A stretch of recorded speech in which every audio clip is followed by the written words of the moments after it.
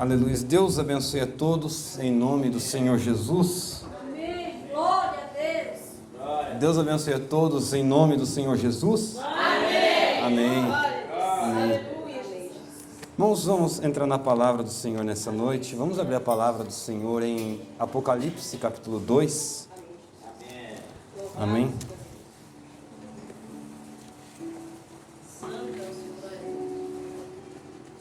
Apocalipse capítulo 2, e vamos ler o versículo 1 em diante. Amém? Glória a Deus.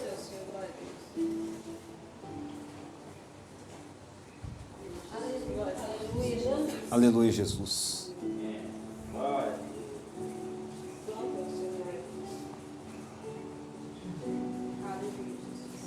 Louvado seja Deus. Amém? Amém. Diz assim: escreve ao anjo da igreja que está em Éfeso: isso diz aquele que tem na sua destra as 7 estrelas e que anda no meio dos 7 castiçais de ouro.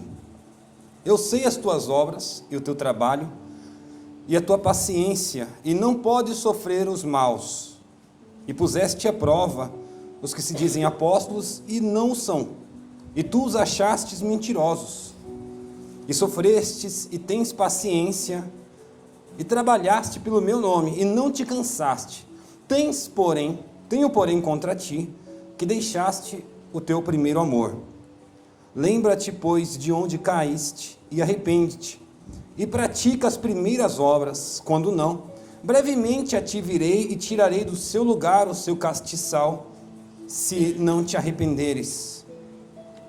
Tens, porém, isto, que aborrece as obras dos nicolaítas, os quais eu também aborreço. Quem tem ouvidos, ouça o que o Espírito diz às igrejas. E ao que vencer, dar-lhe-ei a comer a árvore da vida, que está no meio do paraíso de Deus. Amém? Senhor Jesus e Pai, oramos neste momento, Senhor. Neste momento, Pai amado, vamos estudar, Pai amado, sobre a primeira era da igreja, Senhor, onde tudo começou, Senhor.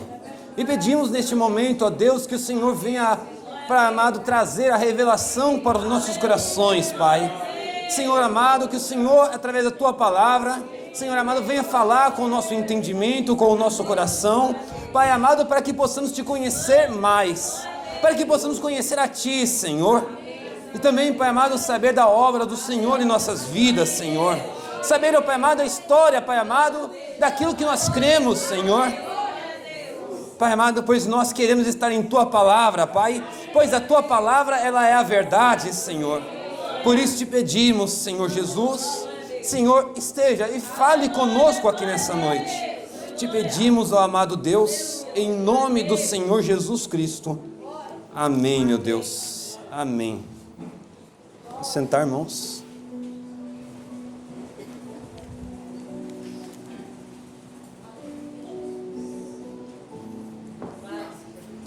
Amém. Bom, hoje nós vamos falar sobre a era de Éfeso, né? A começar sobre a era de Éfeso, Éfeso tem 2 significados, amém? Éfeso significa amada e relaxada, né? São 2 significados que essa era tem. Essa era teve início em 33 depois de Cristo, que foi literalmente quando o Espírito Santo desceu, né? Ou mais precisamente para os gentios, quando Pedro foi até a casa de Cornélio e os discípulos, né, as pessoas que moravam em Jerusalém após a morte de Estevão, foram para outras regiões por conta da perseguição em Jerusalém, que foi 33 depois de Cristo, e ela terminou em 170 depois de Cristo. Amém? A cidade em si de Éfeso, ela era uma das cidades mais ricas na Ásia Menor. Mais ricas por conta do porto que havia na cidade. A cidade em si de Éfeso, tinha um porto que ligava a Ásia até a Europa. Então, praticamente era o ponto de entrada na Europa. Então, mercadores que vinham para trazer especiarias, comércio, passavam por aquela região, então isso atraía, né? Era um polo naquela região, né? Aquela cidade ela foi construída pelos jônicos, e nessa cidade ainda estava o maior templo da deusa Diana, ou Ártemis, dos Efésios. E esse templo ele era conhecido por ter sacerdotisas, mulheres sacerdotisas, e entre alguns serviçais havia alguns eunucos, amém? Neste templo havia os ritos de orgias que entre as sacerdotisas de Ártemis, que era uma deusa feminina, e também os sacerdotes do templo de Baco, que também havia naquela cidade. Baco era o deus do vinho, era conhecido pelos romanos e gregos como deus do vinho. Então havia uma festa em que havia orgias entre sacerdotes e sacerdotisas, e quando essas mulheres engravidavam, elas jogavam seus filhos nas ruas, abandonava aquelas crianças, porque elas não cuidavam. Então elas abandonavam aquelas crianças. Por isso que, por exemplo, Paulo, na carta aos Efésios, ele prega e enfatiza a paternidade e a maternidade nessa carta, porque era o que faltava naquela região, amém? Em se tratando do nome amada e relaxada, que é dessa era de Éfeso, começa em que ano? Vocês se lembram o que eu falei? 33 depois de Cristo. Essa cidade, agora falando da cidade histórica, amém, irmãos? Ela era amada. Ela era amada principalmente porque os gregos embelezaram a cidade. Eles foram até lá, conquistaram a cidade, embelezaram a cidade, se tornando a cidade de Éfeso um centro cultural e religioso naquela região. Os romanos tornaram aquela cidade a capital na província da Ásia. Então, você vê, ela era amada também pelos romanos, também pelos mercadores, porque ela era uma joia na estratégia para vender, né, para entrar da Ásia para a Europa, e da Europa também para a Ásia, era um ponto. E também, agora, aquela cidade também era relaxada. Por quê? Porque aquela cidade, conforme foi passando os anos, o porto foi criando lodo. Eles não cuidavam, não limpavam, e por conta que criou lodo naquela região, no porto, a cidade começou a entrar em decadência financeira e também de importância na região. Aquela cidade também ela não tinha fortificação. Então isso facilitou que lídios, persas, gregos, romanos, turcos, godos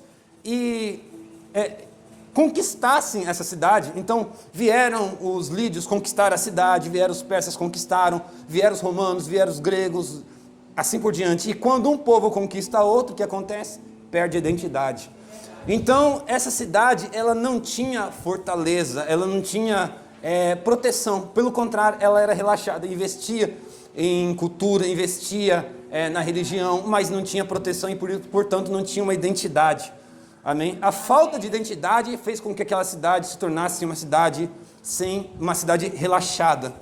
Amém? Amém. Agora, entrando já na parte mais espiritual da mensagem, né, do ensinamento. Amém, Senhor. Glória a Deus. Aleluia. Deus, tudo que Ele faz, dura para sempre. Amém? Amém, Senhor. Eclesiastes 3,14 diz isso. Eu sei que tudo quanto Deus faz, durará eternamente. E nada se lhe deve acrescentar, e nada se lhe deve tirar. O que não pode acontecer? Nada pode o quê? Tirar e acrescentar. Isso se trata também da base que Deus estabeleceu, amém? Amém. Isso faz Deus para que haja temor diante dele. Então, ou seja, o que Deus ele faz deve ser mantido para que haja temor do homem para Deus, amém? Lembrando que o temor é o princípio do quê? Da sabedoria. O que já foi, e o que há de ser também já foi, e Deus pede conta de tudo o que se passou. Deus, ele estabelece os seus planos, ele estabelece a sua palavra, e isso precisa ser mantido. Isso não pode ser acrescentado e também não pode ser tirado. Apocalipse capítulo 22, versículo 18 e 19, João, ele enfatiza a mesma coisa. Porque eu, João, testifico a todo aquele que ouvir essas palavras da profecia deste livro que, Se alguém acrescentar essas coisas, Deus fará vir sobre ele as pragas que estão escritas neste livro. E se alguém tirar quaisquer palavras do livro dessa profecia, Deus tirará a sua parte do livro da vida, da cidade santa e das coisas que estão escritas neste livro. Então, a palavra de Deus, aquilo que Deus estabeleceu não pode ser mudado. De maneira nenhuma. Isso não pode ser alterado, mudado, porque Deus, Ele é perfeito. Sabe? Deus, Ele não tem mudanças. Nele não há mudanças, nem sequer sombra de variação. O que é sombra de variação? Ou seja, existe variação e a sombra. Existe o sol ele brilha e traz sombras. Se existe uma sombra, porque existe alguém iluminando. Ou seja, não existe sombra, não existe variação, não existe nada em Deus. Deus, Ele é absoluto do início e tudo. Ele é absoluto de uma ponta a outra, se é que a gente pode dizer isso. Amém? Santo é o Senhor, glória a Deus. Louvado seja Deus. Santo é o Senhor, aleluia. Amém. Aleluia, Senhor. Em se tratando da era de Éfeso, Deus... Glória a Deus, aleluia. Agora lembre-se, irmãos, a Bíblia não diz quem são os 7 mensageiros, certo? Amém? Amém. A Bíblia não diz quais são os 7 mensageiros, mas uma coisa que precisa ser entendida, que é, o primeiro mensageiro, ele não pode ser uma dúvida. Amém? Porque ele estabelece o padrão, lembrando, aquilo que Deus faz durará eternamente. O que Deus pôs como verdade, aquilo não pode mudar nunca. Nós falamos semana passada sobre quando Jesus foi interrogado sobre casamento e divórcio. Os fariseus disseram, olha, mas Moisés permitiu dar carta de divórcio. O que Jesus disse? Olha, aquilo foi Moisés. Nos 10 mandamentos que foi que Deus deu, não fala sobre isso. Moisés escreveu posterior aos 10 mandamentos. Mas o que Deus fez, o que Deus faz foi o quê? O que Deus uniu, não separa o homem. O que acontece? O homem tem que deixar pai e mãe e se unir a sua mulher e se tornar uma só carne. E isto é, até que a morte os separe. Isso é verdade ou não é, igreja? Amém. O que Deus faz dura para sempre. Pode vir Moisés, pode vir quem for. O que Deus estabelece não muda. Amém. Nem mesmo, olha só, Moisés era o padrão para os judeus, mas nem mesmo Moisés podia alterar o que Deus estabeleceu. Não há homem na terra que possa mudar o que Deus estabeleceu como verdade. Lembrando que o próprio Jesus, ele mesmo disse, eu sou o caminho, a verdade e a vida. Ou seja, aquilo que o homem pode perguntar, olha, o que é a verdade, para que é a vida, o que é a vida, Jesus estabelece algo absoluto, ou seja, eu sou a verdade. Vocês querem a verdade? Venha a mim. Tem sede? Venha a mim e beba. Agora, o mensageiro que Deus enviou na era de Éfeso foi Paulo. E isso a Bíblia, ela deixa claro, Paulo deixa claro e próprio Jesus deixa claro isso. 2 Timóteo 1, versículo 11, Paulo diz, para o que fui constituído pregador e apóstolo e doutor dos gentios. Lembrando que é o seguinte, existe a dispensação, existe o tempo dos gentios, que isso é se tratando das 7 eras da igreja. Que quando Deus ele está preparando uma noiva para o seu filho, amém? Paulo foi enviado para trazer uma mensagem para o povo, para preparar um povo para se encontrar com Cristo. Gálatas 1, versículo 12, e diz assim, porque eu não recebi nem aprendi de homem algum. Ou seja, quando ele diz eu não aprendi nem recebi de homem algum, isso inclui Pedro, inclui Tiago, inclui qualquer um, inclusive Paulo. Mas ele continua, mas pela revelação de quem? De Jesus Cristo. De quem era a revelação? Ela era de Pedro? Ela era de Paulo? Ela era de João? Mas de quem que ela era? De Jesus Cristo. A revelação, ela é de Jesus Cristo. Nós lemos, por exemplo, no primeiro capítulo, que a revelação de Jesus Cristo, ele recebeu do Pai. Ele recebeu a revelação e isso ele passou para a igreja. Ele passou essa revelação. Lembrando, irmãos, Deus ele estabeleceu isso de maneira perfeita. Desde o Antigo Testamento, Deus ele já tinha mostrado que ele havia estabelecido um plano. Salmos capítulo 110, versículo 1, o salmista escreve assim: e disse o Senhor a meu Senhor, assenta-te à minha direita, até que põe os teus inimigos por escabelo debaixo dos seus pés. Quem foi? Aqui literalmente foi um diálogo como se fosse um diálogo entre o pai e o filho. Diz o Senhor, assenta-te à minha direita. Quando foi que Cristo se assentou à direita do Pai? Quando ele subiu aos céus. E diz a Bíblia, e ele o fez Senhor e Cristo. Quando a Bíblia diz até, entre esse tempo e o até, é o tempo das eras, é o tempo do enredo apocalíptico, e por fim, que põe os seus inimigos por escabelo dos seus pés. Paulo, ele diz o seguinte, em 1 Coríntios 15, que o último inimigo que ele vai destruir e vencer, qual que é? A morte. O último inimigo que ele vai vencer vai ser a morte. E quando ele vencer, ele vai devolver o reino a Deus Pai. O plano de Deus ao longo do tempo sempre foi. E agora veja bem, essa revelação de Jesus Cristo, ela é imutável. Ela não pertence a homem algum, ela não é de homem algum, essa revelação é de Cristo. Por isso que a palavra de Deus, ela não é de particular interpretação. Não é o homem que lê e interpreta ela, é o próprio Espírito Santo. Jesus disse que quando ele subisse, ele disse, e eu da parte do Pai enviarei o Consolador, e ele vos guiará em toda a verdade. Amém, Senhor. Louvado seja Deus. Santo é o Senhor, glória a Deus. Aleluia, Jesus. Ainda em Gálatas, Atos, e Jesus, ele diz, Paulo ele cita sobre Jesus, as palavras de Jesus, né? Atos capítulo 13, versículo 47, porque o Senhor assim nos mandou, eu te pus para a luz dos gentios, a fim de que sejas para a salvação até os confins da terra. Glória a Deus. Santo é o Senhor, louvado seja Deus. Grande é o Senhor, glória a Deus. Aleluia, Senhor, glória a Deus. Aleluia, Jesus. Santo é Deus. Paulo ele ainda fala que o ministério da circuncisão, ou seja, daquilo que Deus havia dado para os judeus, estava sobre Pedro. E ele, Paulo, sobre ele estava o ministério da incircuncisão, quem que eram os gentios. Pedro, posteriormente, na sua carta, ele faz menção aos escritos de Paulo, confirmando que mesmo aquele que foi enviado para os judeus, sabia da autoridade que estava sobre Paulo. Amém? Reconhecia isso. Assim, uma das escrituras mais fiéis, que firma isso, 1 Coríntios 3:10. E segundo a graça de Deus que me foi dada, pus eu como sábio arquiteto o fundamento, e outro edifica sobre ele. Ou seja, Paulo deixa claro, ó, eu coloquei um fundamento.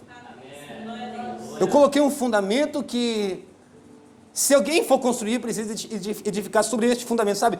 Por exemplo, o que foi que Paulo fez? É como se fosse a construção de uma casa. Quem vai construir uma casa, a primeira coisa que faz é o fundamento. Vai fazer os baldames, e ali sobre o baldame vai colocar que vai ser construídas as paredes. Foi exatamente o que esse Paulo fez. Paulo, ele cavou e fez o baldame da casa. Agora imagina que alguém vem e chega sobre a casa e fala assim, olha, eu acho que isso aqui, olha para a casa, olha para o desenho que Paulo fez, que o arquiteto fez, e se fala assim, olha, Paulo colocou a cozinha aqui, mas eu acho que aqui a sala fica melhor. Você acha que vai estar de acordo com o padrão? Não vai estar. Olha, aqui a gente entra na sala, mas eu acho que aqui vai ficar melhor o quarto do casal. Você acha que isso aqui vai combinar? Não vai. Paulo ele deixou um fundamento.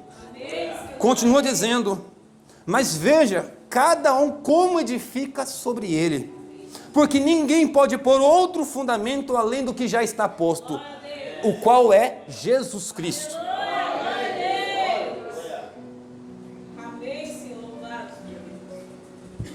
O fundamento de Paulo não era o que ele achava, porque senão seria a revelação de Paulo. O que Paulo ele pregou, o que ele deixou como ensinamento, não foi o que ele foi para Jerusalém aprender com Pedro, não foi o que ele aprendeu com Gamaliel. Ele disse, o que eu aprendi foi a revelação de Jesus, e Jesus é o fundamento do que eu prego. E Paulo ele vai além, Gálatas 1:8, mas ainda que nós mesmos, ou um anjo do céu, e quando ele diz nós, ele se inclui nisso, ou um anjo do céu vos anuncia um outro evangelho além do que já vos tenho anunciado, seja o quê? Anátema, amaldiçoado. O que ele estabeleceu não podia ser mudado, porque o que ele estabeleceu foi a revelação de Jesus.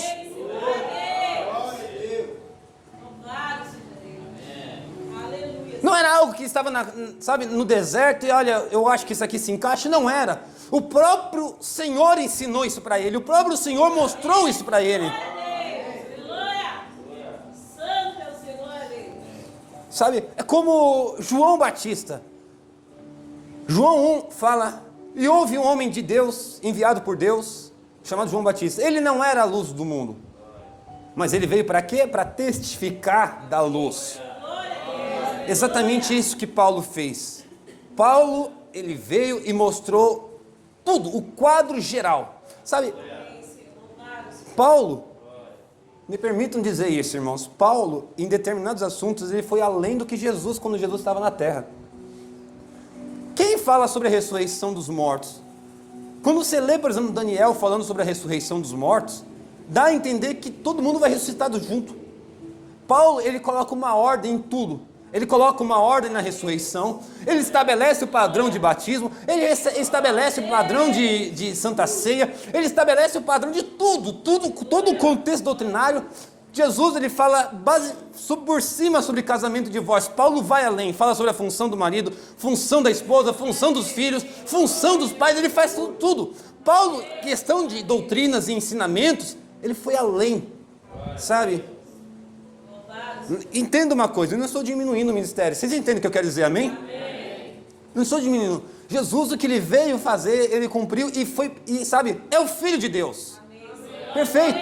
Mas em questão de doutrina e ensinamento, Paulo deixou completamente o padrão. E Paulo, irmãos, como mensageiro padrão também, agora não somente doutrinário, mas o padrão de mensageiro, de pregador, tem 3 coisas que testificam que Paulo é um mensageiro. Primeiro, que ele foi fiel às Escrituras. Fiel às Escrituras de tudo o que ele pregou estava baseado na palavra de Deus. Era a revelação de quem? De Jesus Cristo. Era a revelação de Jesus Cristo. Segundo, o ministério de Paulo era baseado em poder do Espírito. 1 Coríntios 2:1. E eu, irmãos, quando fui ter convosco, anunciando-vos o testemunho de Deus, não fui com sublimidade de palavras ou de sabedoria, porque nada me propus saber entre vós, senão a Jesus Cristo e este crucificado. E quando estive convosco em fraqueza, em temor e em grande tremor, e a minha palavra e a minha pregação não consistiram em palavras persuasivas de sabedoria humana, mas em demonstração de espírito e de poder, para que a vossa fé não se apoiasse em sabedoria de homens, ou seja, como se apoiando na sabedoria de Paulo ou de Pedro, mas no quê? No poder de Deus. 2 Coríntios 2:12, os sinais do meu apostolado foram manifestados entre vós, em toda a paciência, por sinais, prodígios e maravilhas. Terceira coisa que identifica Paulo como mensageiro é o fruto. Primeira coisa é a fidelidade dele às Escrituras. Segundo, o poder no ministério dele. Terceiro, os frutos. Quais serão os frutos? 2 Coríntios 11:2, porque estou zeloso de vós, com o zelo de Deus, porque vos tenho preparado para vos apresentar como uma virgem pura a um marido, a saber, a Cristo.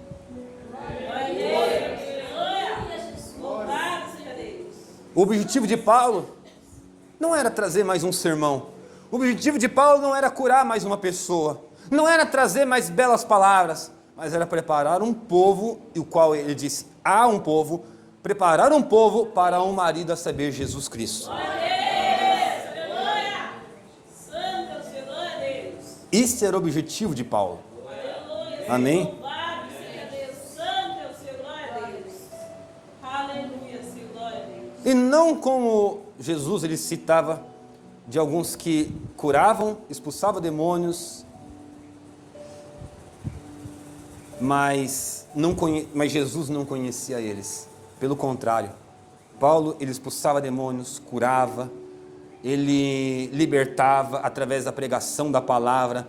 Paulo vivia sinais e prodígios, mas como alguém que Jesus disse, eu te envio. Amém? Em se tratando ainda da era, irmãos, em se tratando da era, a era ela inicia em 33 depois de Cristo, amém? Quais são os significados da era de Éfeso? Amada e relaxada, amém. Em 67 depois de Cristo, Nero era imperador em Roma e ele coloca fogo na cidade de Roma. Agora Nero ele já tinha várias coisas no seu domínio, né, no seu reinado. Por exemplo, ele perseguia membros da sua própria família, ele perseguia o próprio Senado. E quando ele coloca fogo sobre a cidade, de 14 bairros que havia naquela cidade, 10 são queimados, e nesses 10, milhares de pessoas são mortas pela fumaça, pelo fogo, nos escombros. E quando ele percebe que a culpa iria recair sobre ele, ele coloca a culpa nos cristãos. E como um bom político, ele diz, olha, eu vou perseguir os cristãos, isso não vai ficar impune, eu vou matar eles. E acontece a primeira perseguição contra os cristãos em Roma, no Império Romano. E isso se estende, irmãos, durante vários anos, até que 81 depois de Cristo, até 96, vem um novo imperador chamado Domiciano. Domiciliano, ele novamente persegue os cristãos, porém ele leva tão a sério a divindade dos imperadores romanos que ele acredita que ele é um Deus. Ele constrói templos para os imperadores romanos, o que os cristãos não vão adorar um homem. Não é verdade? Como, por exemplo, Paulo mesmo fala aos Gálatas 1:10. Porque persuado eu agora a homens ou a Deus? Ou procuro agradar a homens? Porque se estivesse ainda agradando aos homens, não seria servo de Cristo. Ou seja, os cristãos, eles não tinham o intuito de agradar aos homens, eles queriam agradar a Deus. E não existe um outro Deus a não ser Ele, amém? Não existe um outro Deus a não ser o Deus de Israel. Então, eles não podiam se curvar perante os imperadores romanos, eles não podiam se curvar perante o templo e deuses romanos. Então, novamente, Domiciliano volta a perseguir os cristãos novamente. Chega em 98 até 117 depois de Cristo, Trajano, ele diminui o rigor sobre os cristãos. Ele não acreditava que o cristianismo era a doutrina verdadeira, era a religião verdadeira, como também ele nega a necessidade do cristianismo, mas ele dizia que os cristãos podiam viver em paz. Por quê? Durante as duas perseguições anteriores, cristãos não tinham direito algum no Império Romano. Nada, não tinham comércio, não tinha nada. Pelo contrário, eram perseguidos, lançados nas arenas, eram lançados aos leões, eram crucificados. Porém, Trajano ele diminui o rigor.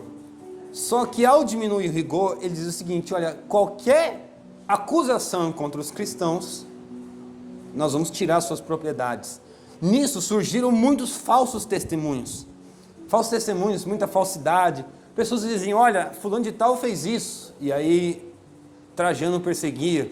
Olha, fulano de tal fez aquilo. Ele iria perseguir, tirava os bens, tirava as propriedades, mandava para as prisões. Nesse período, irmãos, aliás, em todas as perseguições, a perseguição era tão ferrenha que qualquer epidemia, qualquer catástrofe natural, como terremoto, maremoto, a culpa era de quem? Dos cristãos.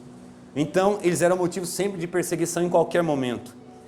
Até que chega, então, no período do imperador Adriano, que também persegue em 117 até 138 depois de Cristo. continua a perseguição, continua com as falsidades, continua com as calúnias, falsos testemunhos, até que então vem Antônio Pio. Antônio Pio, que governou de 138 até 161 depois de Cristo, ele diminui a perseguição e cessa a perseguição contra os cristãos. Porém, o que acontece é que neste momento, que cessa a perseguição, de vez o povo continuar a buscar a Deus, buscar o novo reavivamento, é quando a igreja relaxa. De vez buscar novamente o Espírito Santo, buscar a unção, buscar o poder, eles relaxam. E aí é quando a palavra se encaixa. Esqueceram e deixaram o primeiro amor.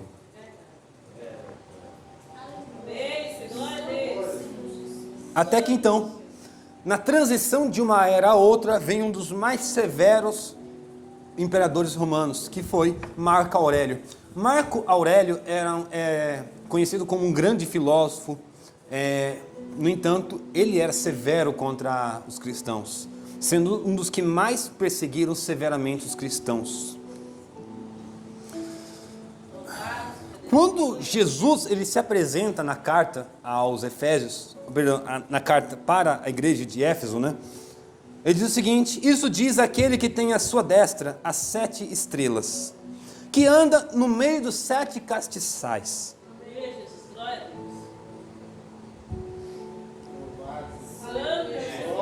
Aleluia, Jesus.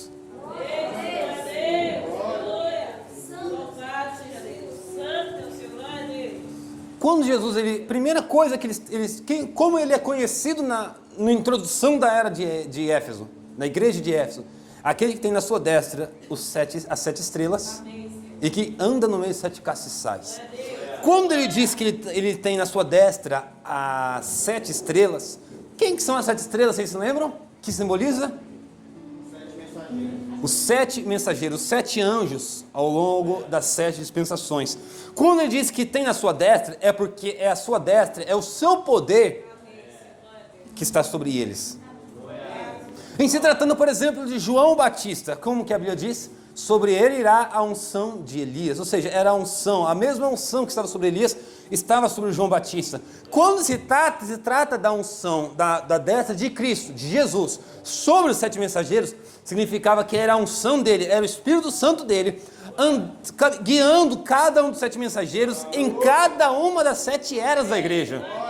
Isso é introdução, isso é claro. Assim que a era se inicia, Jesus se apresenta dessa maneira, sabendo porque o seguinte: o que ele estabeleceu no princípio, no início, como padrão, era o que cada um dos outros mensageiros deveriam apontar para o primeiro mensageiro. Sabe, Deus ele não pode se desmentir a si mesmo, ele não pode dizer uma coisa lá atrás e outra coisa lá na frente.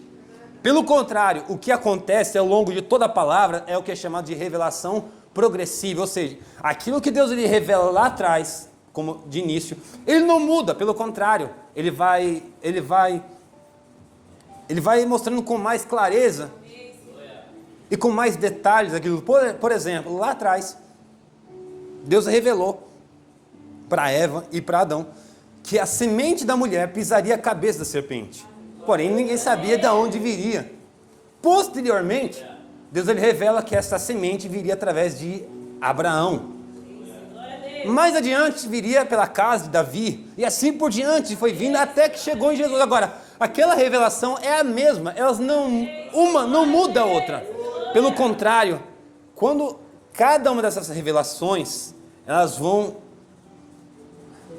mostrando em detalhes aquilo que Deus estabeleceu no princípio. Não muda, Deus não pode mudar. Imagine, por exemplo, se Paulo vem e estabelece uma coisa e depois vem outro mensageiro e estabelece uma outra coisa em cima de Paulo. Vai se encaixar? Não. Como é que o Espírito de Deus vai entrar em contradição? Em Deus não há contradição. Como a Bíblia diz, em Deus não há mudança e nem sombra de variação. E quando a Bíblia diz que era ele que andava sobre os 7 castiçais, lembrando, os 7 castiçais, irmãos, ou mesmo um castiçal, é como se fosse, um castiçal, ele tem 7 lâmpadas em cima. E como que os sacerdotes eles faziam para acender as lâmpadas? Eles pegavam do fogo sagrado. O que era o fogo sagrado? Lá atrás, Deus ele enviou o fogo dos céus. Então, cada vez que o sacerdote ia oferecer um sacrifício, ou ele iria acender o castiçal, ele não pegava de um fogo que ele acendia na brasa, não. Pelo contrário, ele pegava daquele fogo que Deus derramou lá atrás. Então, como que aquele fogo era mantido aceso? E aí fica a pergunta, como que aquele fogo se mantinha aceso 1, 2, 3 anos? Quando aquele fogo desceu sobre a madeira. Amém? Amém. Quando você acende a churrasqueira e o fogo apaga, ou melhor, você não vê fogo, o que sobra ali na churrasqueira? A brasa, exatamente. Aquela brasa é o resquício daquele fogo que você acendeu. Então o que eles faziam? O que o sacerdote, havia um homem preparado só para isso. Ele pegava, quando aquele fogo desceu, eles tiravam a brasa dali e colocavam num lugar. E todo dia vinha alguém, não trocava o fogo, mantinha aquele fogo aceso, colocando mais lenha. Eles mantinham aquela lenha acesa. Então, quando chegava a época, o momento de ofertar um sacrifício, um novilho, um bezerro, uma pomba, o que eles faziam? Iam lá onde estavam aquelas brasas, que foram acendidas lá atrás pelo fogo de Deus. Pegava aquela brasa e colocava sobre o altar, e aquilo acendia o altar. Quando Nadab e Abiú foi acender o fogo, lá, o que eles fizeram? Como que é chamado o fogo que eles acenderam? Fogo estranho, porque não era o fogo de Deus. Era o fogo que o homem acendeu, não foi o fogo que Deus acendeu.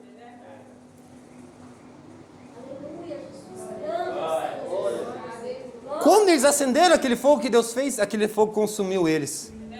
Porque não era o fogo de Deus. O fogo de Deus trazia purificação dos pecados. Fazia com que Deus cobrisse o pecado do povo. Quando eles acenderam o seu próprio fogo que Deus fez, aquilo matou eles. Consumiu eles. Então o que acontecia? Então eles vinham, pegavam aquela brasa e acendia. Acendia o castiçal, acendia o altar. Quando Jesus, ele caminha sobre os 7 castiçais, o que ele está indicando? Que é ele que está acendendo a primeira era da igreja e que o fogo da primeira era, ele tem que permanecer vivo na era de Éfeso, Esmirna, Pérgamo, Tiatira, Sardes, Filadélfia, até a era de Laodiceia. O fogo de Laodiceia não pode ser um fogo diferente, não pode ser um fogo estranho, tem que ser o mesmo fogo que foi acendido em Éfeso. Precisa ser o mesmo fogo que Deus enviou lá atrás. Santo é o Senhor, louvado seja Deus. Glória a Deus, aleluia. Santo é o Senhor, glória a Deus. Existem 2 fogos na Bíblia, o fogo de Deus e o fogo estranho. Fogo estranho traz morte, traz doutrinas erradas, traz o engano. O fogo de Deus traz pureza, santidade, revela a palavra de Deus, ele anima, ele renova, ele purifica. Como eu disse, que a vossa fé é mais preciosa do que o ouro provado no fogo. Amém, Senhor, glória a Deus. Amém? Amém. Santo é o Senhor, louvado seja Deus. E aí, no versículo 2, Jesus, ele fala algo que para muitos pode ser bom, para outros pode ser ruim. Jesus diz: eu sei as tuas obras, o teu trabalho, a tua paciência, e que não podes sofrer os maus. Puseste à prova os que se dizem ser apóstolos e o não são, e tu os achastes mentirosos. Aquela igreja primitiva, lá atrás, ela tinha um padrão. E tudo o que acontecia, ela comparava com aquele padrão. Como Jesus ele olha para aquela igreja não era perfeita. Mais para frente nós vamos ver que eles tinham falhas. Jesus olhou para eles com aqueles mesmos olhos como chamas de fogo. Ele olhou para aquela igreja, sabe, viu um raio-x daquela igreja. Viu falhas e viu acertos. Mas quando ele olha para aquela igreja, ele diz: olha, eu conheço as suas obras, eu sei muito bem do teu trabalho, eu conheço a tua paciência, eu sei que você não pode sofrer os maus, Você provou aqueles que se dizem ser apóstolos e os achaste mentirosos. Como é que eles provaram os apóstolos? Através da palavra. Eles provaram cada ensinamento, cada doutrina, cada obra na palavra de Deus. Guardem isso. Jesus conhecia a obra deles, conhecia a paciência, conhecia o trabalho. Mas cada vez que aparecia alguma coisa, eles iam até as escrituras de Paulo e falavam assim: olha, isso aqui, Paulo não ensinou isso. Paulo não ensinou isso. O que eles faziam? Tirava aquilo para fora. Tirava aquilo das suas vidas, tirava aquilo do rebanho, tudo. Eles não podiam tolerar o pecado, eles não podiam tolerar doutrinas erradas, eles não podiam tolerar as obras erradas. Pelo contrário, eles comparavam com a palavra. Como diz a palavra de Deus: como que purificará o jovem o seu coração? Examinando a tua palavra.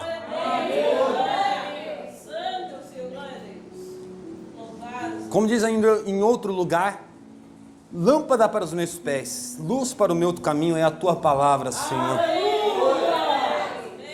Aquela igreja, pelo contrário, aquele início, aquela igreja primitiva, como diz em Atos capítulo 2, versículo 42 e 43, e perseveravam na doutrina dos apóstolos, na comunhão, no partir do pão, nas orações, e em toda a alma havia temor, e muitas maravilhas, sinais se faziam pelos apóstolos. Sabe, aqueles cristãos, na igreja primitiva, quando aquele fogo desceu dos céus, eles mantinham viva a chama em seus corações, por aquilo que eles haviam aprendido com os apóstolos. A palavra diz, irmãos, que aquilo que os apóstolos ensinavam era a principal pedra de esquina. Era o fundamento.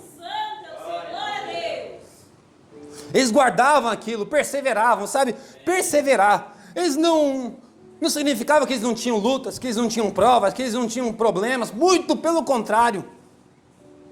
Aquela igreja não. Aquela igreja tinha problemas, mas eles perseveravam diante dos problemas. Eles se mantinham firmes. Você olha, por exemplo, Pedro, a igreja, quando Pedro foi preso, olha, de repente saiu a notícia: Pedro vai ser decapitado.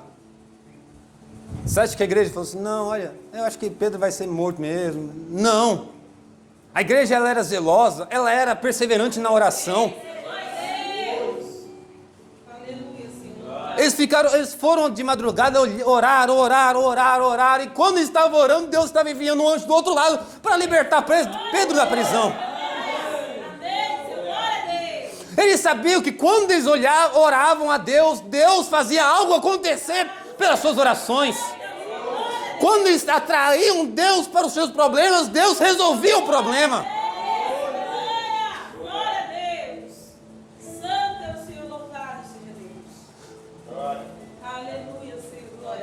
Quando eles eram perseguidos, pregavam a palavra.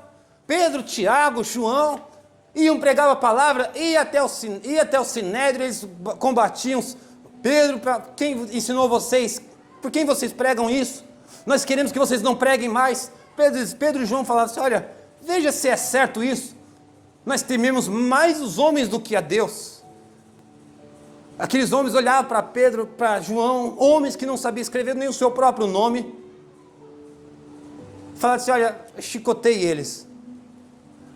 Pedro ia lá, era chicoteado.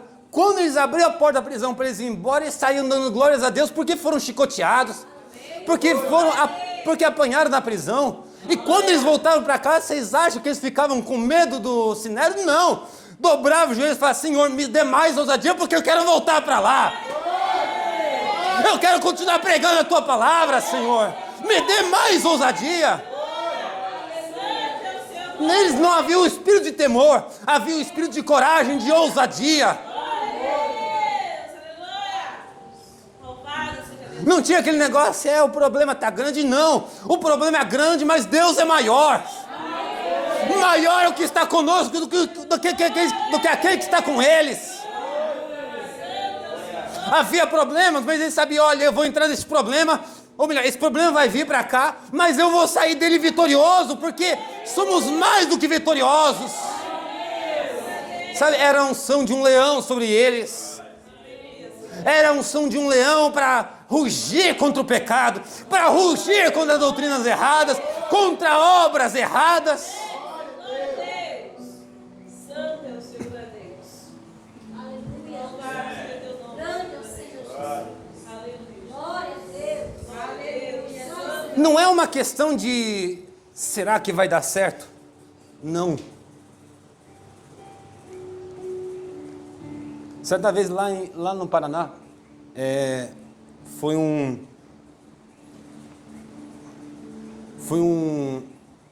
eles levaram um circo até a Alvorada do Sul. E aí a minha avó morava uma quadra abaixo da onde foi o circo. E eles tinham uma cachorrinha, pensa na cachorrinha braba. Eu era pequeno, tinha medo daquela cachorrinha. E aí lá no circo tinha um leão, lá de cima. E aquela cachorrinha latia, passava um passarinho, latia. De repente lá na quadra de cima o leão rugiu. Ah, irmão, você quer ver uma cachorrinha entrar para dentro da casinha correndo? Sabe, não é questão de será que vai dar certo. É uma questão de autoridade. Aleluia.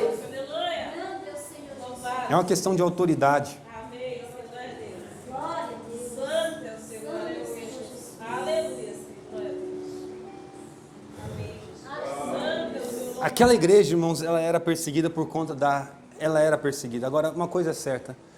Enquanto houver igreja, enquanto houver um cristão, haverá perseguição. O cristão, ele não está aqui no mundo do passeio. Ele está aqui para ser perseguido e vai ser perseguido. E perseguido por uma coisa, por conta da revelação. Amém. Senhor é Deus. Só o Senhor é Deus. Revelação, irmãos, é muito mais profundo do que nós poderíamos imaginar. Sabe, se vocês depois quiserem ter uma leitura para meditar sobre isso, leiam Hebreus 11, capítulo 11, e troquem a palavra fé por revelação. Faça esse teste depois em casa. Quer ver? Olha, Hebreus 11, versículo 1.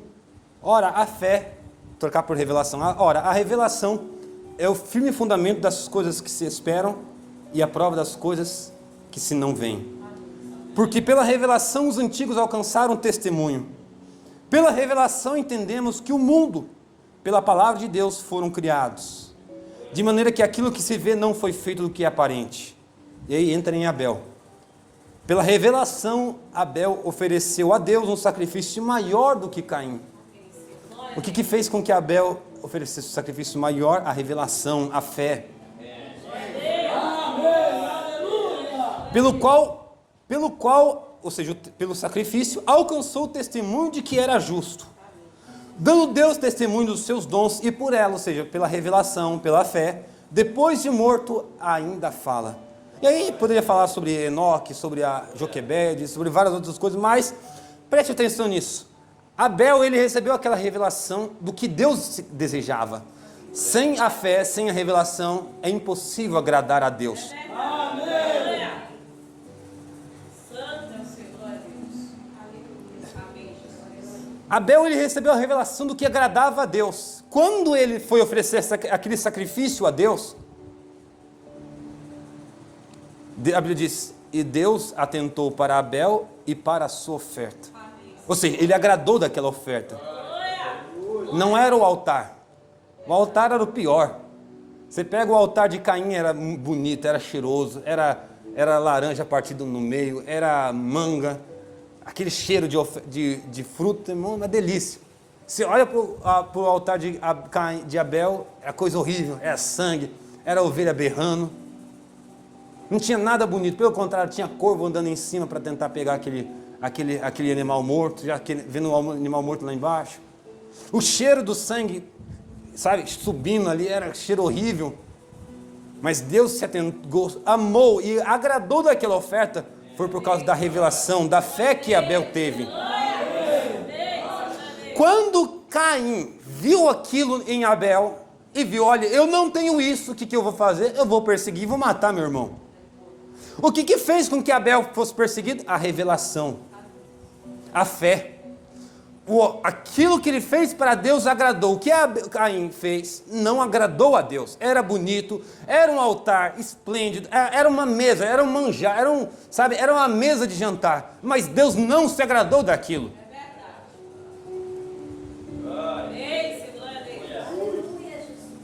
A igreja ela é perseguida e ela vai ser perseguida. Mas porque ela mantém a palavra em sua vida. Irmãos, olha, é uma coisa. Enquanto Satanás ele te persegue, é um bom sinal. Significa que você está na frente dele. O problema é quando ele está na tua frente. Mas enquanto você está na frente dele, é porque... Enquanto ele te persegue, é porque você está na frente. É uma corrida. Nós estamos numa corrida, sabe? Não é uma corrida entre você e uma pessoa que você conhece, entre um amigo. Não, é uma corrida entre você e o diabo. Ele está tentando roubar a tua coroa. O que o diabo está de olho é na tua coroa. Como a Bíblia diz, guarda o que tens, para que ninguém roube a tua coroa.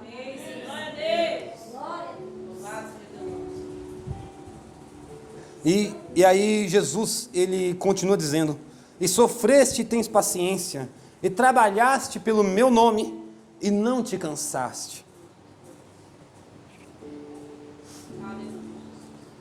Sabe, irmãos, como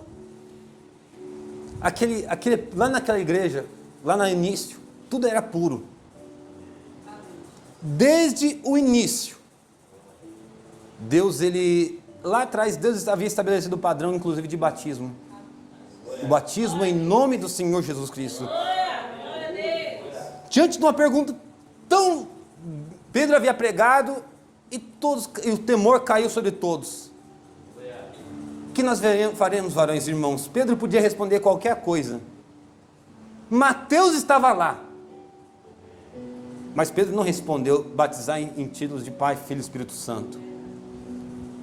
A resposta de Pedro foi: arrependei-vos e cada um de vós seja batizado em nome do Senhor Jesus Cristo, para perdão dos vossos pecados e sereis cheios do Espírito Santo. Santo é o seu nome. Aleluia. Santo é o seu glória a Deus. Aleluia. Agora veja bem, irmãos, não existe nenhuma outra forma de batismo na Bíblia. Não existe o batismo em títulos de Pai, Filho e Espírito Santo. Ninguém é batizado aqui. Na Bíblia, em nenhum lugar, ninguém nunca foi batizado em nome do Pai, do Filho e do Espírito Santo. Em nenhum lugar. Agora, uma coisa é certa. Quando Paulo ele pregava a revelação de quem? A revelação de Jesus Cristo. O mesmo Jesus que lá atrás, em Mateus 28:19, disse o quê? Ide por todo mundo e pregar as nações, batizando-as em nome do Pai, do Filho e do Espírito Santo. Certa vez eu vi uma explicação puramente filosófica, e aí dizia o seguinte, que no início o batismo é em nome do Senhor Jesus, para enfatizar a pessoa de Jesus, mas posteriormente era para ser batizado em nome do Pai, do Filho e do Espírito Santo. Te pergunto, aonde na Bíblia diz isso? Aonde na Bíblia diz que depois tinha que ser batizado em nome do Pai, do Filho e do Espírito Santo? Pelo contrário. A revelação que Paulo recebeu de Jesus era batizar em nome do Senhor Jesus. Quando Paulo vai até, agora não lembro se é Corinto, e ele encontra os discípulos de João, e dentre eles havia um homem que estava pregando fervorosamente, que era Apolo. Ele estava em outra cidade naquele momento. Paulo chega lá e eles, olha, a gente recebeu a palavra. Eles falaram, olha, recebemos a palavra. João disse para batizarmos para arrependimento. Paulo pergunta, vocês já receberam o Espírito Santo? Não. Em que sois batizados? No batismo de João. Estava tão próximo da verdade. Mas Paulo disse, olha, João pregou o batismo, mas indicando aquele que viria depois, a saber, Jesus Cristo. Quando eles ouviram aquilo, o que eles fizeram?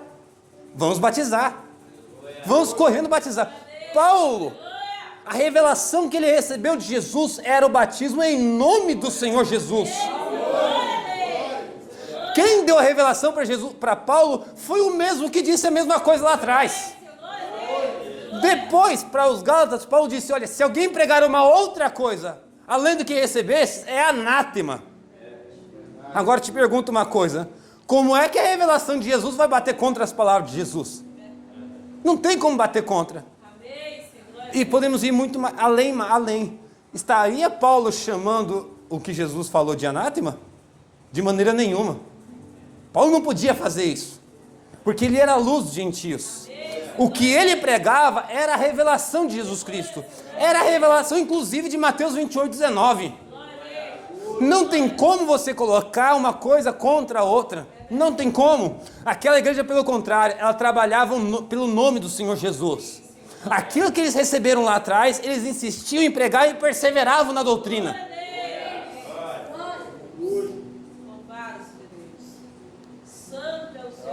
Uma coisa é certa, fique com a palavra.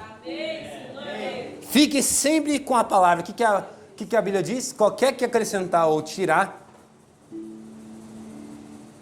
vai perder a sua herança, vai perder a sua parte na árvore da vida e seu nome será riscado. Não tire e não acrescente. Lá atrás, no Jardim do Éden, Deus havia colocado uma mensagem para eles que era: comam de tudo menos da árvore no centro do jardim. O que Satanás fez? Ele acrescentou uma palavra. Ele acrescentou uma palavra. Quando eles acrescentou uma palavra, o que a Bíblia diz? Se acrescentar uma palavra, as maldições deste livro vão vir sobre eles. O que aconteceu? Veio a morte, veio enfermidades, veio doenças, veio aflições, problemas, pecado. Foi as consequências. Acrescentou uma palavra, Deus ele trouxe as pragas. Quando nós tiramos uma palavra ou acrescentamos uma palavra daquilo que Deus estabeleceu como verdade, nós perdemos algo com Deus. Nós perdemos algo com Deus. Negar a palavra ou acrescentar traz maldições, traz erros, traz doutrinas erradas. Quando Paulo aos Gálatas, capítulo 5, ele fala sobre as obras da carne, entre uma das obras da carne está o quê? Heresias. Que é uma obra da carne?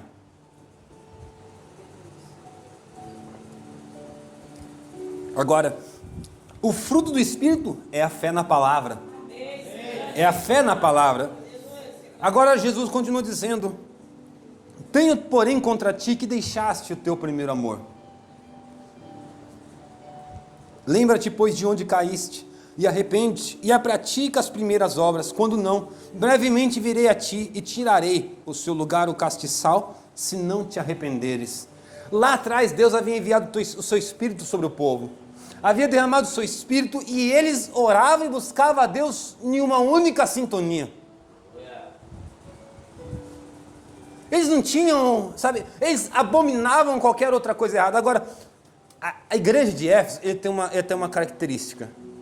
Ele sabia identificar o erro no próximo, as doutrinas erradas, as obras erradas, mas eles não sabiam identificar o erro no seu próprio coração. Eles não conseguiram identificar quando o primeiro amor estava se apagando em seus corações. Quando aquela chama estava se apagando nas suas vidas. Aquela chama que Deus havia acendido. Podiam trazer qualquer outra coisa. O fogo estranho não ia acender aquilo. Precisava ser o próprio Espírito Santo acendendo aquela chama. Agora, o que Deus recomenda? Quando eles deixaram aquele primeiro amor, que Deus disse: lembra-te, pois, de onde caíste. Lembra-te das tuas primeiras obras. Glória a Deus, aleluia. Glória a Deus. O que nós estamos vivendo hoje, irmãos? O que a igreja está vivendo hoje? A falta de identidade. Não porque por causa da falta do primeiro amor, alguns não, porque alguns nunca provaram o primeiro amor, nunca tiveram uma experiência com Deus. Estamos vivendo um tempo que as pessoas não têm uma experiência com Deus, têm um problema, mas não sabem aonde buscar o auxílio, não sabem para onde recorrer, Não estou falando de recorrer a uma igreja, estou dizendo recorrer a Cristo. Sabe, aquela experiência de saber para onde você tem que ir, o que você precisa fazer. Estamos vivendo um tempo em que os cristãos, a igreja chamada cristã, não tem mais uma identidade com Deus. Nunca teve o primeiro amor nas suas vidas. Nunca teve uma vida de oração. Nunca teve uma vida consagrada a Deus. Te pergunto, para onde eles vão olhar? Porque a palavra de Jesus é: lembra-te, pois, de onde caíste. Caíste de onde? Aonde eles nunca estiveram. Nunca tiveram a busca por Deus. Nunca tiveram uma experiência pessoal com Deus. Aquela experiência que muda o caráter, que muda a vida, que muda o coração do homem, que traz um novo nascimento. Nunca tiveram uma identidade, nunca tiveram este primeiro amor. E por não ter este primeiro amor, não tem para onde olhar. Se existe algo que a igreja neste momento precisa, é buscar uma identidade nas suas vidas, buscar uma verdadeira experiência com Deus. Experiência não se busca meramente buscando poder, se busca se quebrantando aos pés de Deus. Como João mesmo disse, produzir, pois, frutos dignos de arrependimento. Ou seja, não é meramente dizer: me desculpa, meu Deus. Não é, olha, Deus me perdoa, não é dizer isso, mas um fruto de arrependimento de um coração quebrantado, de um coração contrito aos pés de Deus.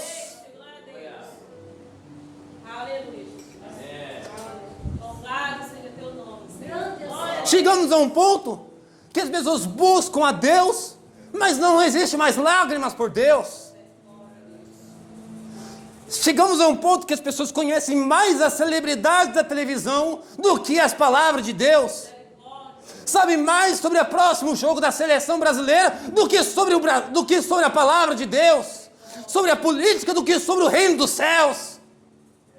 Amam mais os prazeres terrenos do que as coisas celestiais. O amor do mundo é tão grande nas suas vidas que eles não têm mais, o amor do Pai não está mais lá. Hoje nós vivemos um quadro da igreja, as pessoas não têm uma experiência com Deus. Não tem uma experiência de buscar e saber que Deus está ouvindo, sabe? Aquela experiência de você dobrar os seus joelhos, você dobra e você fala com Deus, e lá de joelho mesmo você sabe que Deus ouviu. Não é uma questão de meramente, eu sei que Deus está me ouvindo, não. Mas você recebe dentro do seu coração uma confirmação de que algo vai acontecer. Não existe mais uma experiência, irmãos, ao pé da cruz, aos pés do Calvário.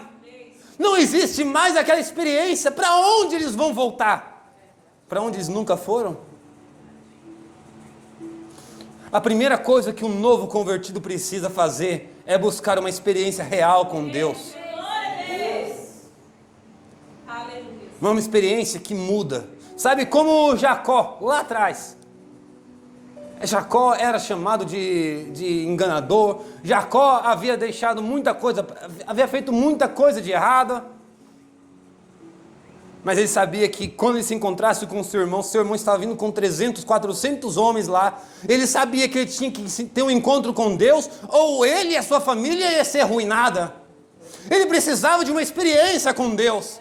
Por isso que ele falou assim: olha, fique aqui, meus filhos, eu vou descer até o vale e eu não vou voltar de lá até Deus me dar uma resposta.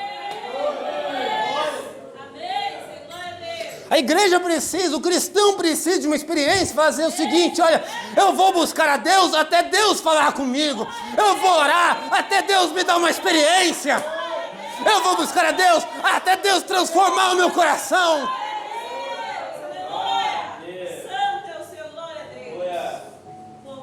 Eu vou buscar a Deus até Deus me dar um significado real da cruz. Se vivemos de um tempo hoje, irmãos, é um tempo de orações rasas, de vidas rasas. Não existe mais aquela chama do primeiro amor.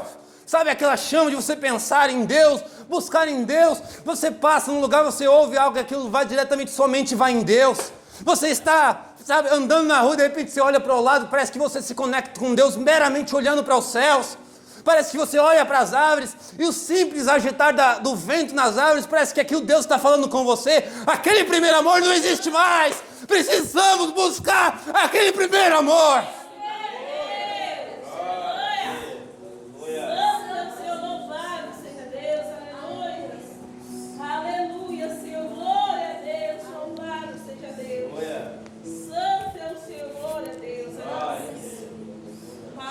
É tempo de buscar a Deus.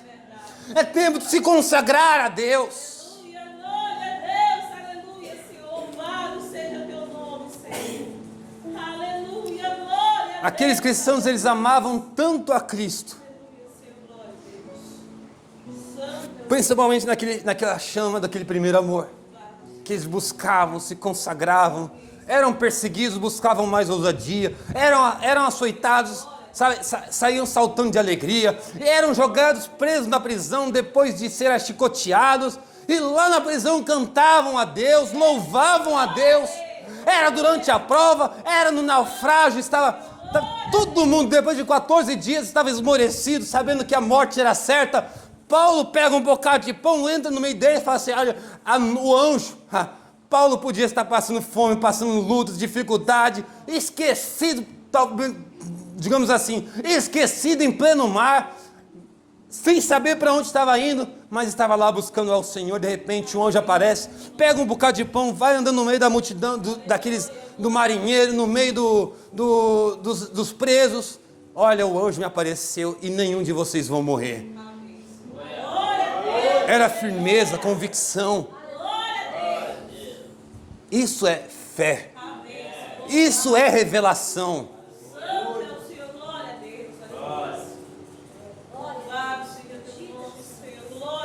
Não é meramente, eu vou numa igreja. Não, isso não significa nada.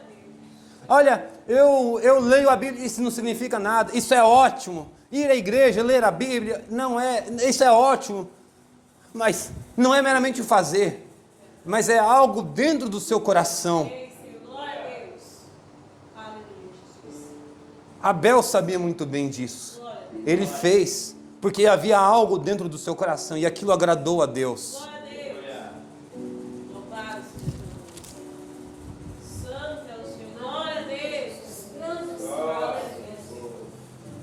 E Jesus, ele continua dizendo: tens porém isto, que aborreces as obras dos nicolaítas, os quais eu também aborreço.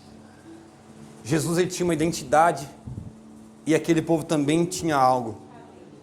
Eles tinham suas dificuldades, tinham seus problemas, mas eles, mesmo nas fraquezas, eles abominavam as obras erradas.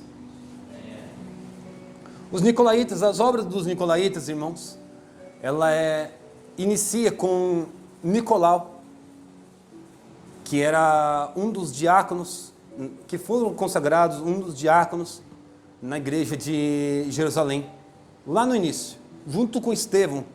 Nicolau, segundo a tradição, a Bíblia diz que não era convertido, ele era, um prosélito de Antioquia. Meramente um prosélito. O que é um prosélito? Não tem uma conversão, mas ele foi consagrado. E nisso, entre várias coisas, obras erradas que ele cria, por exemplo, de que o homem precisava experimentar o pecado até que ele se infartasse do pecado, Nicolau, ele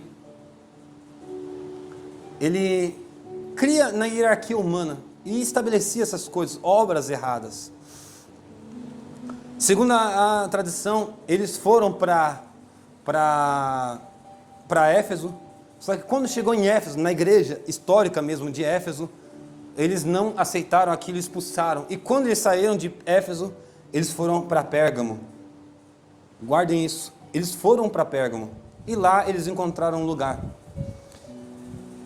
Nicolaísmo, irmãos, é a junção de duas palavras que significa Nical, que é conquistar, e laicos, leigos, ou seja, conquistar leigos.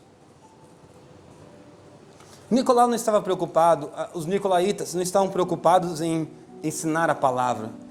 Eles eram completamente o oposto da igreja, da verdadeira vinha em Éfeso, que era uma igreja que provava pela palavra. Não, era o achismo. Eu acho, eu penso, tem que ser assim, tem que ser assado. E aí que está a grande questão. Não era o vínculo entre o homem e Deus, era meramente a satisfação carnal. E ali, irmãos, estava o primeiro selo. Lembre-se, em cada era um selo era aberto. O primeiro selo era o selo do cavalo branco. E olhei, Apocalipse 6, 2. E olhei, e eis um cavalo branco. E o que estava sentado sobre ele tinha um arco. E foi-lhe dado uma coroa, e saiu vitorioso para vencer. Alguns acreditam que esse cavaleiro é Jesus Cristo. Porém, tem um problema. Nesse cavaleiro, ele foi-lhe dado uma coroa, ele não tinha uma coroa, foi-lhe dado. Também, ele tinha um arco, mas não tinha flechas. E esse cavaleiro do cavalo branco, ele é diferente de Cristo quando ele aparece lá na frente. Porque Cristo, ele tinha uma espada na sua boca e não um arco. Esse cavalo branco, ele tinha um arco, que era uma arma de longo alcance, falando que o que ele trazia tinha grande abrangência. Ele não tinha flechas, mostrando que a guerra que ele vinha era uma guerra ideológica, era uma guerra para trazer falsos ensinamentos, doutrinas erradas. Quando Jesus ele fala sobre o primeiro selo, cada selo, eles são abertos também. Jesus ele fala sobre isso em Mateus 24. No versículo 5, Jesus diz assim: porque muitos virão em meu nome, dizendo, eu sou o Cristo, e enganarão a muitos. Versículo 24, porque surgirão falsos cristos, falsos profetas, e farão grandes sinais e prodígios, que se fosse possível, enganaria até os eleitos. Lá no início, na primeira era, o espírito anticristo estava lá para introduzir doutrinas, começando por obras nicolaítas. Isso foi o que Satanás, e lembre-se, irmãos, os cavaleiros é o mesmo cavaleiro, porém o cavalo muda de cor, mas o cavaleiro é o mesmo. Satanás estava lá atrás, era o espírito do anticristo, operando no meio da igreja, tentando encontrar uma brecha para introduzir doutrinas erradas, obras erradas. Aquilo que começa como obras erradas aqui, lá na frente se torna doutrinas. Doutrina dos nicolaítas, doutrina de Jezabel e doutrina de Balaão. Mas aquilo começou lá atrás. Satanás estava se esgueirando lá no meio da igreja para encontrar uma pequena brecha. Porque é o seguinte, irmãos, quando ele tira a doutrina, ele tira a verdade da sua vida. Quando ele tira a palavra, ele tira a verdade. Satanás não quer que o mundo, não quer que o crente meramente saia da igreja, mas que ele tenha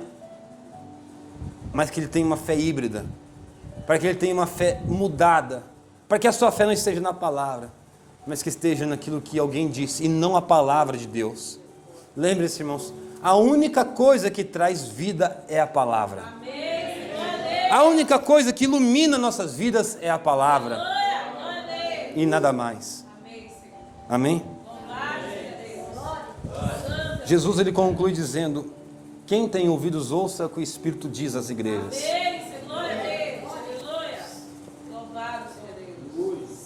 Ao final da era, Jesus ele diz o seguinte: ao que vencer, eu darei da árvore da vida.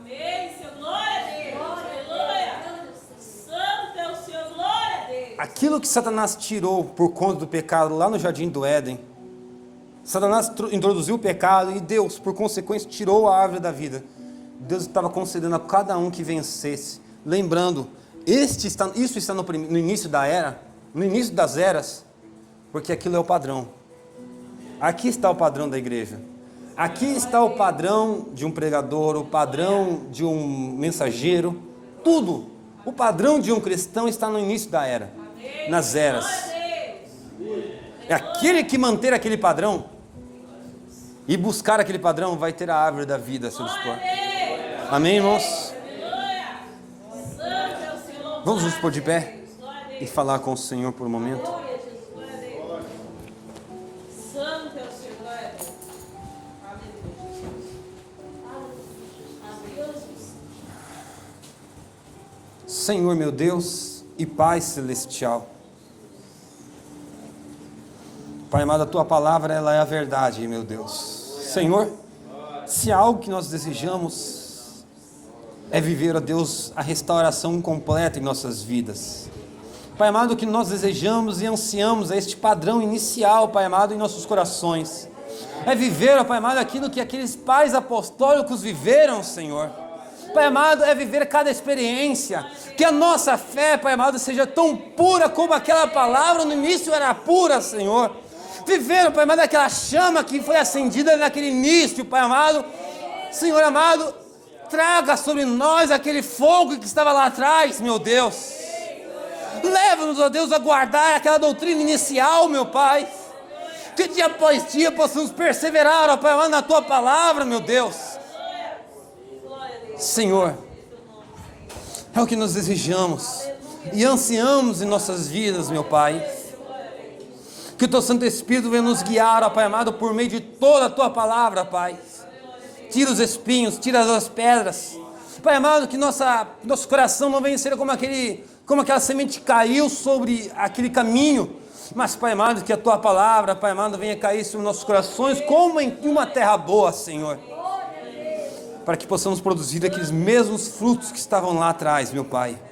Cada semente, Pai amado, precisa produzir de acordo com a sua espécie, Senhor. Pai amado, que nós possamos viver e produzir os mesmos frutos que daquela semente inicial, Pai. Pois a Tua palavra, Pai amado, ela é a palavra original, Senhor. Te pedimos, em nome do Senhor Jesus Cristo, ó Deus. Amém, meu Deus.